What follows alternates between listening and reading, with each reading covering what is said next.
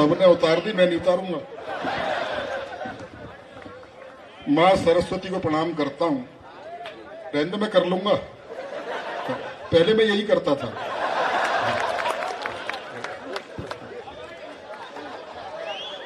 हाँ, आनंद लीजिए, थोड़ी देर के लिए हूं। देखो भाई, कविताएं हो गई और होंगी। हाँ, और मैं जिस तरह का, मैं थोड़ी देर आपका मन लगाना चाहता हूं।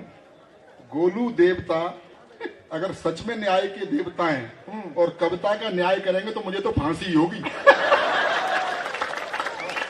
तो हाँ, पर मैं डर इसलिए नहीं रहा हूं कि दिनेश बाबरा अभी तक बचा हुआ है। थोड़ी देर आप आनंद ले लीजिएगा।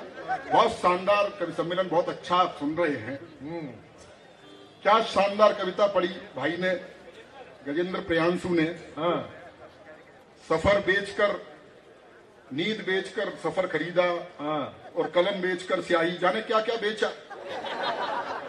काफी बेचा, लेकिन सच्चाई नहीं बता रहा। सच्चाई मैं बता रहा हूं। कोरोना काल के पिटे पिटाए कवि हैं, सबने कुछ न कुछ बेचा। मैं उत्तर प्रदेश से आता हूं, मैंने अपनी कार बेची, उसके बाद में साइकिल खरीद ली, वो पिछले चुनाव में निपट गई। अब एक काम कर, पैसा इकट्ठा करके बुलडोजर खरीद ले।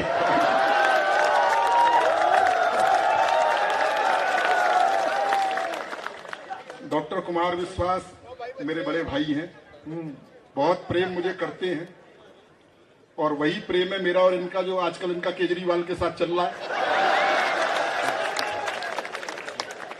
हाँ, हम और डॉक्टर कुमार विश्वास इकट्ठे जवान हुए, इसमें हंसने की क्या बात है।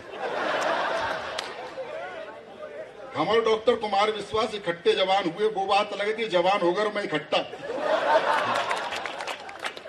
मैं आपका बहुत बहुत आभारी हूं कि आपने ये कुमायूनी टोपी, जो आपके गढ़वाल की यहाँ की इज्जत है, उसने कम से कम मेरी इज्जत बचाई। हाँ, उत्तराखंड, हाँ बिल्कुल बिल्कुल। और इस पे जो ब्रह्म कमल है, इसकी हालांकि जरूरत नहीं थी, क्योंकि कमल तो पहले से ही सिर चढ़ के बोल रहा है। और कितना भाई। मैं जिस तरह की बातें करता हूं, देखिए 3 लड़के तुझे सुनना है स्पेशली। हाँ, वो समझ गए कि कुछ है। वो समझ रहा असली कार्यक्रम तो अब शुरू हुआ है। पहाड़ पे मैं आता रहा हूं, प्रेम की कविताएं हो गई।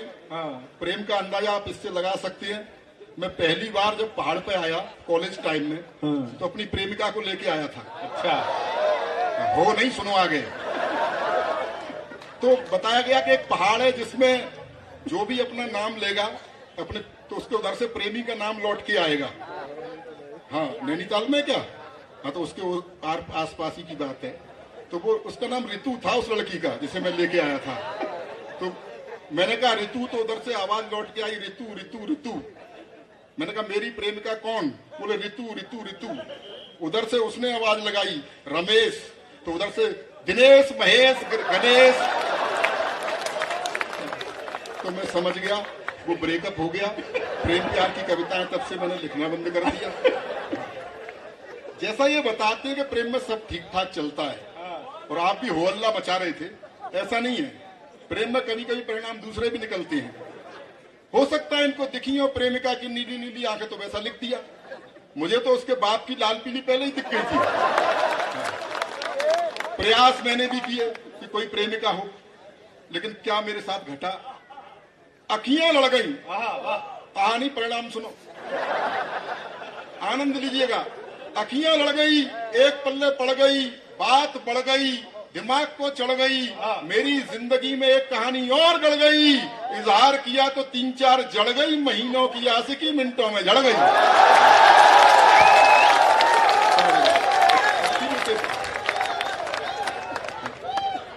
ओह क्या कूड़, चीख निकल रही है। काफी लुटे पिटे बैठे हुए हैं, अद्भुत ही कर दिया। डॉक्टर कुमार विश्वास, जैसा मैंने बताया, हम चुहलबाजी कितनी भी कर लें, लेकिन वो सच में मुझे प्रेम करते हैं। और कई देशों की यात्राएं मैंने इनके साथ की हैं। ऐसा नहीं मुझे इसलिए ले जाते हो कि प्रेम करते हैं, क्योंकि वहां से इज्जत बचा के मैं ही लाता हूं।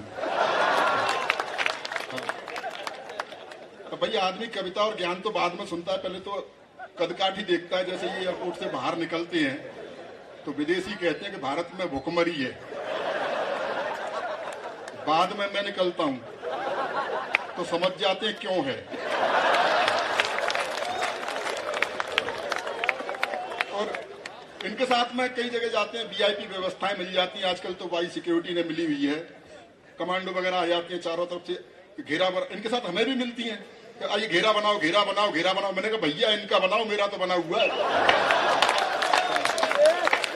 तो ये प्रेम है, लेकिन सच्चाई तो ये है, मैं और इस बात को गंभीरता से कह रहा हूं सच में, कि डॉक्टर कुमार विश्वास काव्य जगत का वो हीरा है, ऐसा चमकता हुआ हीरा है कि जिसकी, पहले पूरी बात तो सुन लो, ऐसा चमकता हुआ हीरा है जिसके पास हम जैसे कंकड़ पत्थर बैठते हैं तो वो भी चमक उठते हैं। मैं जिस तरह की कविताएं लिखता हूं, एक दो व्यंग्य क्षणिकाओं से आपको जोड़ना चाहता हूं। तमाम तरह की समस्याएं, प्रेम प्यार पर काफी हल्ला आपने मचा लिया। युवा पीढ़ी के लोग यहाँ बैठे हैं, एक समस्या को रेखांकित करना चाहता हूं। पूरे देश की नहीं, पूरे विश्व की समस्या है, बात आप तक पहुंच जाए तो आपका प्यार चाहूंगा। स्वागत है रमेश। सेना की भर्ती की लाइन में खड़े एक बूढ़े को देखकर, सेना की भर्ती की लाइन में खड़े एक बूढ़े को देखकर ऑफिसर गरमाया। उसने बूढ़े से कुछ इस तरह फरमाया, बुड्ढे शमशान प्रतीक्षा कर रहा है और तू सेना में भर्ती हो रहा है, क्या दिमाग में कीड़े पड़े हैं? तो बूढ़े का जवाब था, नंबर आते आते बूढ़े हुए तो हम क्या करें, लाइन में तो जवानी से खड़े हैं।